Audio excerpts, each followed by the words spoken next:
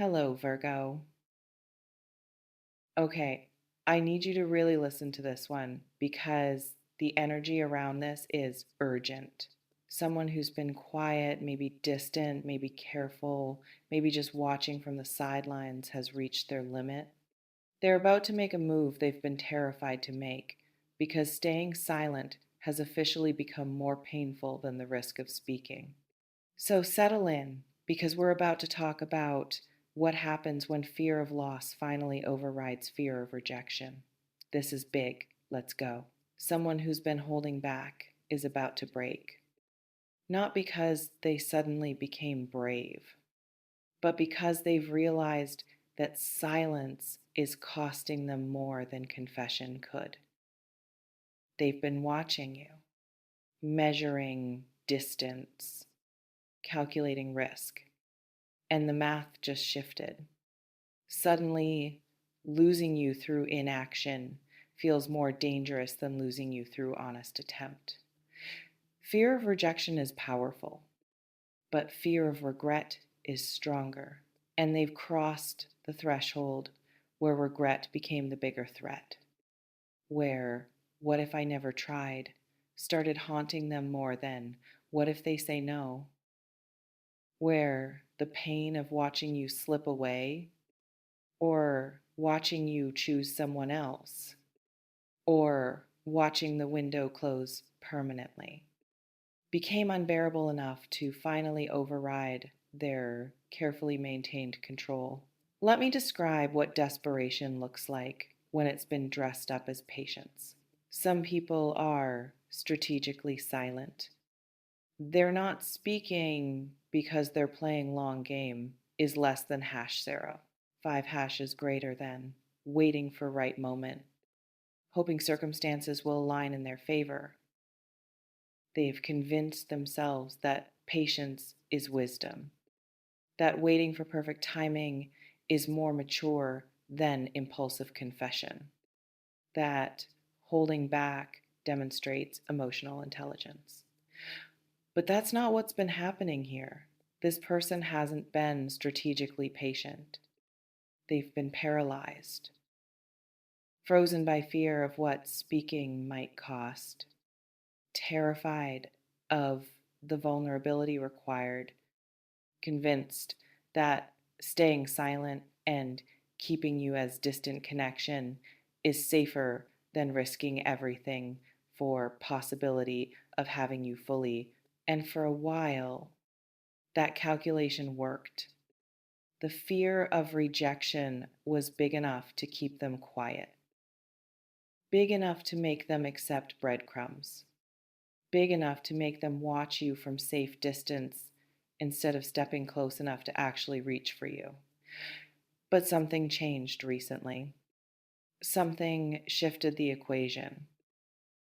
Maybe they saw you with someone else, or heard you talking about moving on, or felt the connection between you starting to fade from lack of momentum.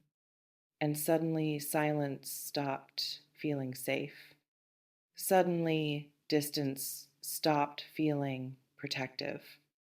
Suddenly, watching became more painful than the prospect of trying and failing. Let's pause here. This reflection invites you to consider whose careful distance has felt less like disinterest and more like self protection. Maybe there's someone who's been consistently present but never fully present is less than hash zero. 5 hash is greater than showing up but keeping walls up, engaging but never quite letting you in completely. That wasn't disinterest. That was someone managing their own fear, trying to stay close enough to matter but far enough to not get hurt. Or maybe someone disappeared for a while, created space between you without explanation, pulled back in ways that felt confusing or even hurtful, and you interpreted that as them losing interest, as them moving on, as confirmation they were never that invested to begin with. But what if the opposite was true? What if they left because they were starting to feel too much? What if distance was attempt to protect themselves from feelings that were getting too big, too scary, too vulnerable, and they thought creating space would help them get over you? But instead, it just made them realize how much they don't want to be without you. Some people run when they start falling, not because they don't care, but because they care too much. Because caring makes them vulnerable, and vulnerability terrifies them more than loneliness does. So they choose loneliness, thinking it's the safer option, except it's not safer. It's just different kind of painful. And this person is discovering that the pain of being without you is actually worse than the risk of being rejected by you. That watching you from distance hurts more than the possibility of trying and hearing no. That silence is its own form of loss is less than hash zero. 5 hash is greater than, and they're not willing to keep losing you quietly anymore. This reflection invites you to consider, have you been interpreting someone's silence as indifference when it might actually be fear? There's something specific about what can't risk losing you means.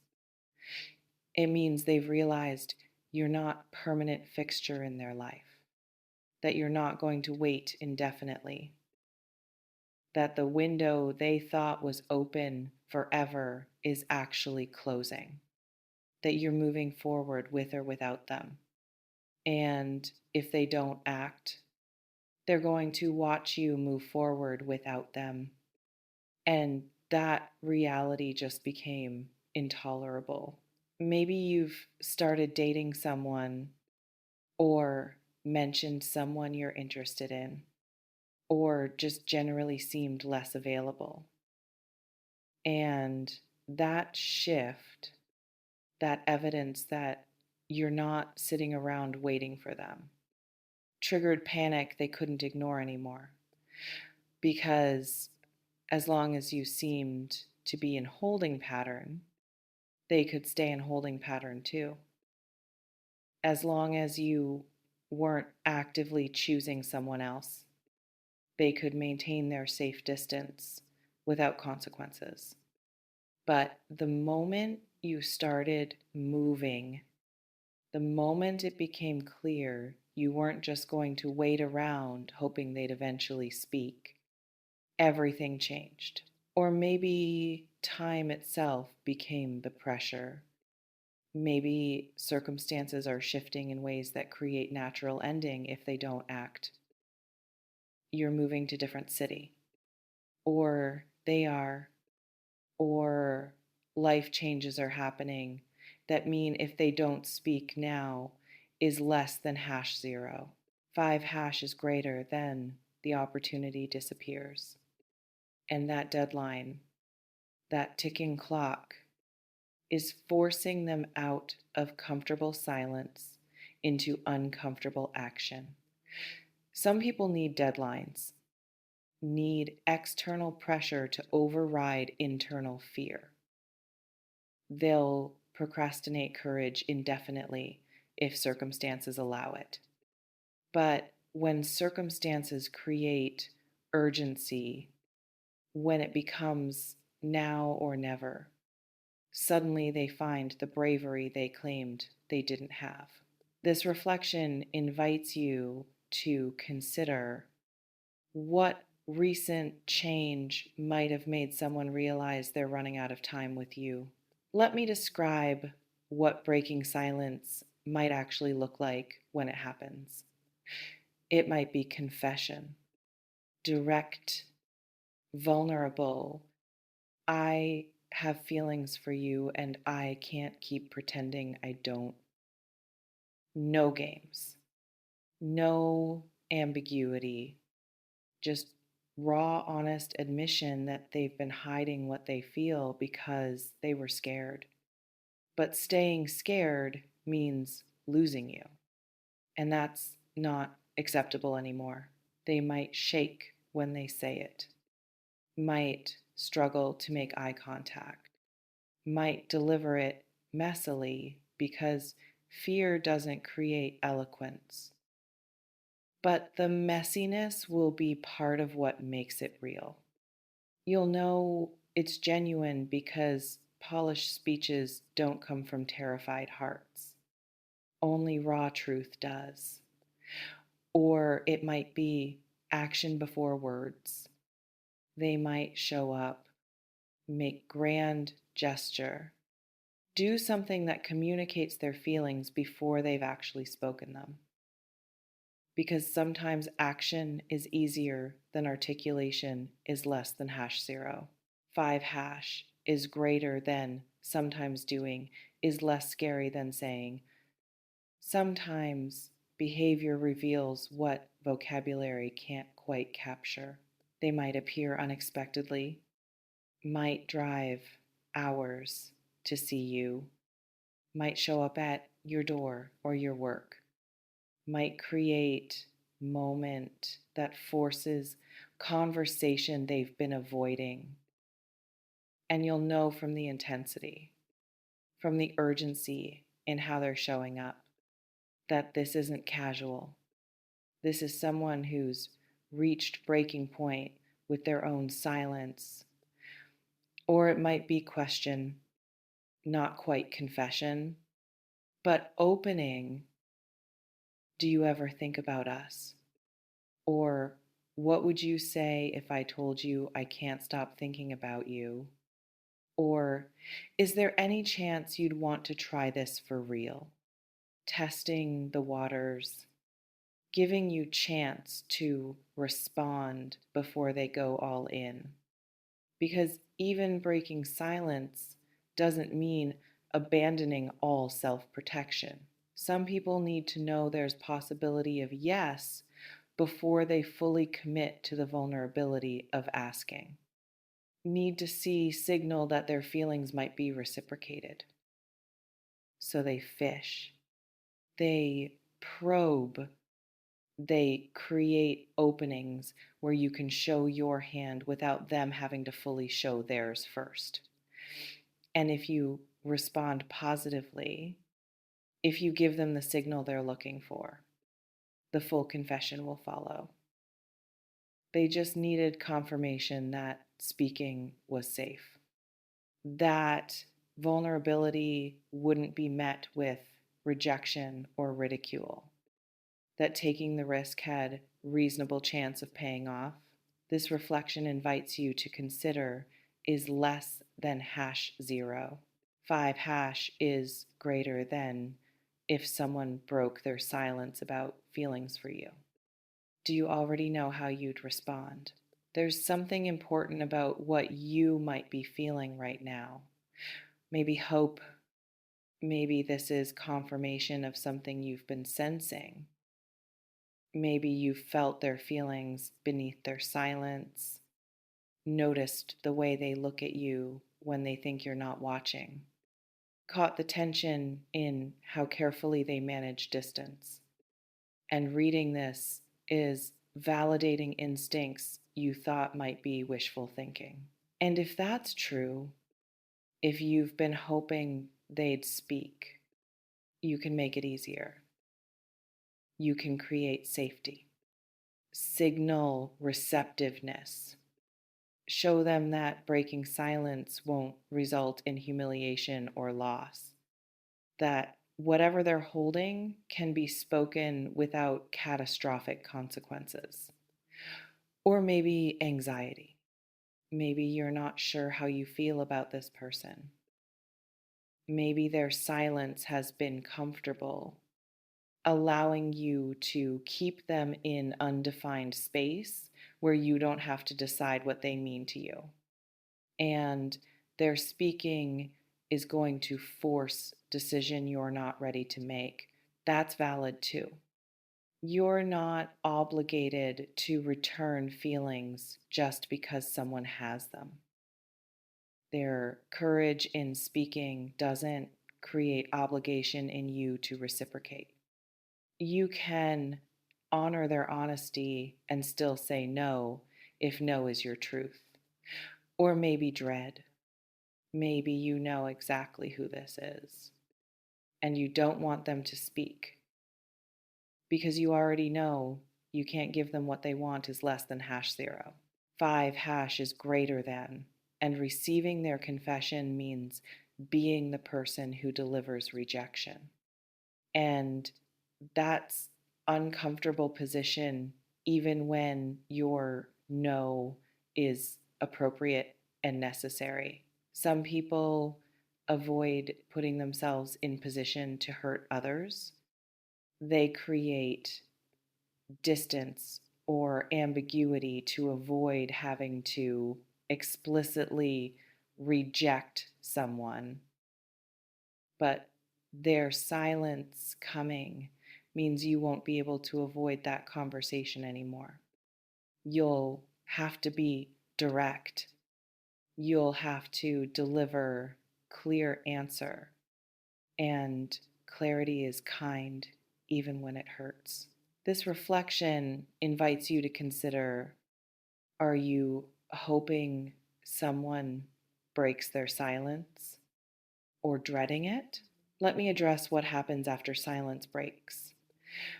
If it's mutual, if you've both been holding back, if their confession reveals feelings you've been hiding too, then breaking silence becomes beginning, not ending. Suddenly, all the careful distance collapses. Suddenly, you can actually be what you've both been wanting to be. And the relief is massive for both of you.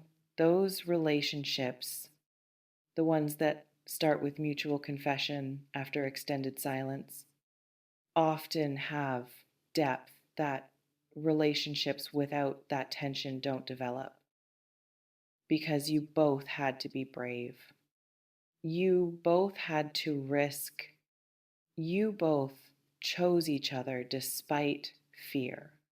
And that creates foundation that easier relationships might not have.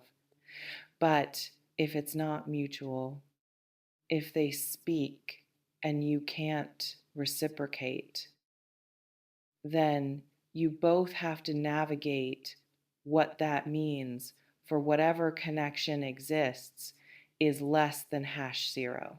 5 is greater than some friendships survive unrequited confession. Others don't.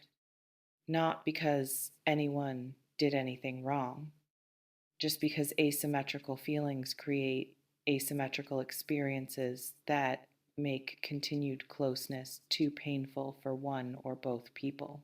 The person who confessed can't unknow that you don't feel the same, can't return to casual when their feelings are anything but. And you can't unknow that every interaction carries weight for them that it doesn't carry for you. And that awareness changes things, creates careful management where spontaneity used to exist. Neither outcome is wrong, neither is failure. Mutual feelings are beautiful, but so is honesty, even when honesty reveals incompatibility. Because honesty allows both people to make informed choices instead of operating on assumptions and hopes that might never align. What matters is that when silence breaks, both people respond with integrity. The speaker takes responsibility for their feelings without making them the listener's problem. And the listener honors the courage it took to speak without punishing vulnerability with cruelty, even when the answer is no. You remain in complete control of how you respond when someone breaks their silence. You can match their vulnerability or maintain your boundaries, can explore possibility or decline clearly, can be excited or be kind but firm. All valid, all your choice. The power is yours. It always has been. You may notice reading this has brought someone specific to mind is less than #0. 5 is greater than someone whose silence has felt heavy, whose distance has felt protective rather than disinterested. Maybe excitement that they might finally speak, maybe nervousness about what that means, maybe recognition that yes, someone is definitely building toward confession and you're preparing for impact. Whatever it is, honor it, take what resonates, softly release the rest. Trust yourself. Before we close, I want to ask you something. If someone broke their silence about having feelings for you, would you want them to do it in person, over text, or does method matter less than message? Drop it in the comments.